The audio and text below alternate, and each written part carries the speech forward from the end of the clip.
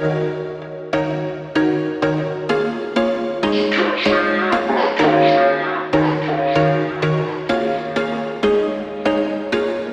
was once a day that I would pray for you. I'd go and misbehave just so you'd notice too. Sneaking looks up and down from across the room. And damn, what a hell of a view. I feel good, you look great, I like you, I can't wait. A first time, a first date, you're so fine, I'm so late. You sip wine, I drink straight. Don't waste time to my place. I feel my heart erase. So catch me if Hello YouTube, Triumph Guy here today, and we are restoring a 1970s Alpine Sprite vintage Caravan, and this is part one. Brief overview, what have we got up to over the last month or so. So firstly, as you can see behind me, this has been completely stripped out, and we'll get into that in a minute. I've also dropped some cables for the all the 12 volt system. It's not like permanently in at the moment, it's just sort of the actual 12 volt system sort of temporary in, but all the cabling has been laid. I've also built some pretty stylish lights, and I've cleaned the ceiling outside, the roof even, ready for the solar panels. There'll be a tutorial on that. There's also been sealed around the outside, and I've also attempted to paint the ceiling.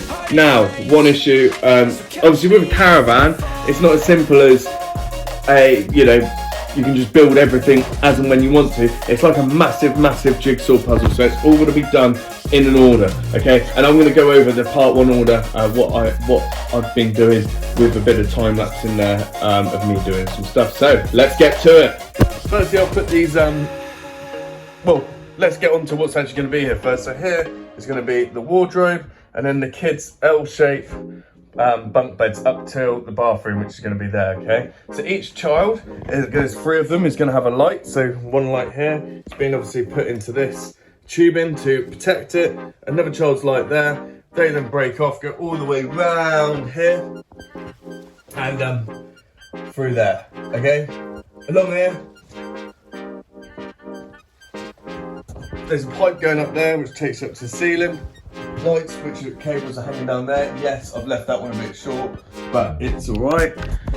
Let's hope I don't mess that one up, otherwise that will take a while to sort out. Then here, there's another junction for another child's light, which will go through the wall here, and then come out. Don't worry, I'm not actually going to use a lot of these, some of these waggers aren't actually going to use, they're just there to protect the cables. It then goes along here, ignore this cable, this isn't going to be here in reality. Round here, through here, and then here's going to be the bathroom light. Okay, so that's the bathroom light and the 3 children's lights all on one circuit. Moving on. Up here, around and down, we've got the main light switch, okay, and then the light switch for the lights under counter light, okay? So here's going to be the kitchen. So obviously all this stuff has to be done in order, because if it's not done in order, then you can't really thread them through the pipes, so you've got to do it bit by bit. So this is how I've done it. I've done it around like this. This has all been tested along the way, and I'll put a couple of clips up now.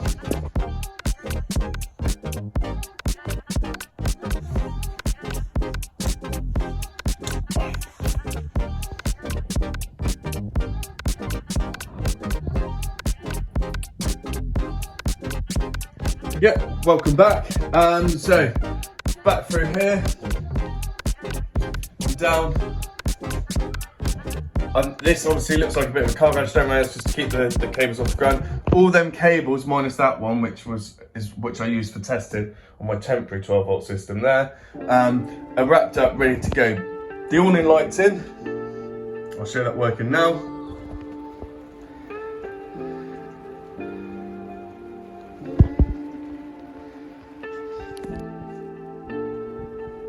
All these cables, yeah, labelled. Don't worry, the wagons or whatever they're called aren't going to be actual with that tape. I've just run out of the electrical tape that with the heat resistant. That's en route from eBay, classic eBay special. Here's another thing I've used to connect them. They're pretty cool. They've got like some solder inside. You heat them up with a heat gun. but I'll show you that in more detail later on. Then drops down here, it's going to anyway. There'll be another pipe, and then this is some cabling where it's going to meet up with again. So obviously 12 volt fridge, and then the 12 volt water pump. Just going to be in the kitchen. Kitchen ends here, bed starts here. All these cables, yeah, are going to come down as one. They're going to enter the hardboard underneath the steps to some sealant, nice.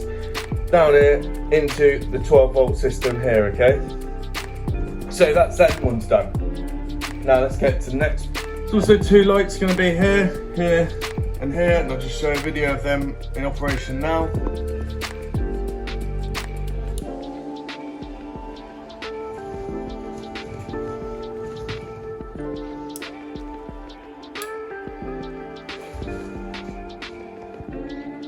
These aren't going to be using these electrical connectors. There's going to be different ones, don't worry. Notice I've tried to insulate every single bit, and I've also put these wooden poles in, these wooden planks in to give the lights something to screw into, and I'll show you a bit more on that now. Anyway, so these go along again up here. The reason why this is this height, okay, is because this is where the pole could actually fit behind. Yes, messy, I know, but it's all going to be hidden anyway. Then this is something I do. I just glue them onto that to allow this to stay stationary, but the cable to still move with the flex of the Caravan. Goes down here into a small sort of junction where this one's now on. Goes down. Now it just goes around here again. All I'm doing is just using any pre-existing gaps of the Caravan and down, and now it's just tucked out the way up there. And that's going to go down here, along here. It's going to pick up the same tube as the plug socket. The reason being is A, I don't want too much tubing behind here, but B, I can also see the height of the plug socket and see that it's going to be following around there, okay, so I never drill into it in the future. That will pick up that one, and it'll go around. I'm also going to have a plug socket down there for the heater, and that's going to pick it up all at the same time. I haven't quite done that yet. I have obviously sealed the outside of the Caravan, and I'll just show you some bits and pieces on how I done that. Okay, I'm not an expert, as I'll hop on in the future video, which you'll see now. So we're now on the roof of the Caravan, and what you're gonna need for this is a brush and a rag to show you how to identify where the leak's coming from now. So essentially, how this is designed is the water runs off the side of the roof, down here, hits the awning rail, and then goes down. Now, obviously moss wouldn't grow where it goes, but if you see any like big green bits, that's an indication of where water's normally sitting and staying. As you can see, that looks quite big, so I'm just going to brush that out and wipe it down, and then we'll go through the sealing process in a minute. So you don't want it too hard of a brush because it will ruin the paint. But yeah, we'll just go in there, get rid of all that. We'll get another example, clean as anything, and then really ming in there. Another thing moss can do is here's a bit here, which you can see is actually sort of separate it slightly there. So it's obviously really important that we get that off. Another bit is this here, which needs filling. Anywhere where the water can hold, then yeah, we'll do it. So we just need to clean this. Pray for you, I'd go and misbehave just so you'd notice too. Sneaking looks up and down from across the room. I picked up some free paint on Marketplace, yeah, and it was a vinyl matte paint. Obviously I wanted a matte finish, and vinyl means that I think it's like slightly waterproof, which is good. However, right, now this, I know looks like that's water, that's not actually water, that bit there, that's just the shadow. It looks weird, I know. However, this is a bit of damp. Now, I thought I'd done a really good job of painting, which I think I have. However, the damp is seep through. I thought it was already sorted, but it's not. So I'm going to allow this to dry out, and then I'm going to repaint it. But I'll show you how I painted it now.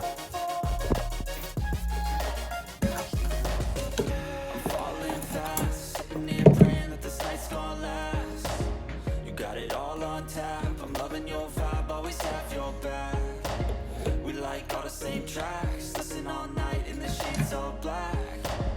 Said I'm falling fast, don't remember life before you, that's facts. I feel good, like you, I can't wait. Our first time, our first date. You're so fine, I'm so late. You sip wine, I drink straight. Don't waste time to my place. I feel my heart erase. So catch me if I fall.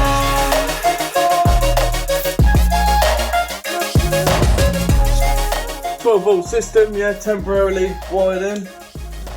I know it looks like a mess, don't worry. This is all sort of in its testing phase, so I can test certain lights, certain applications. I think that one's not on, but this one is. So they're gonna look like pretty cool, eh? But then also, oh, hello solar panels, and a ladder. This should work. The awning light, yeah, which I'll put in. I'm actually going to do a separate video all on this 12-volt system when it's going to neatly be reconstructed into that corner, along with a 230-volt system as well. But they're going to be separate videos, but I will brush over them in part two. So what am I going to do now? I'm going to put the solar panels in, and I'll just show you where they're going to drill through now. So originally I was going to have the solar control box in this cupboard, and then put down the cables, link up with that one, all the way around into that, and then into there. However, I've just measured up the solar panels on the roof, and that's not going to work, which I'll show you in the solar video. I'm going to come through here. Yeah, cable's going to be a little bit exposed, but I don't care. I'll cover it with something into here, through here, all the way down, and then into the system there. Thank you very much for watching, and look forward to on the next one where we'll be doing the solar. I've also rebuilt that corner down there. I'll show you more in depth about that, and hopefully we'll have a lot of the lights in, and we'll be laying the flooring. So if you want to see that, please make sure you like and subscribe, turn on the notifications. I'll see you on the next one.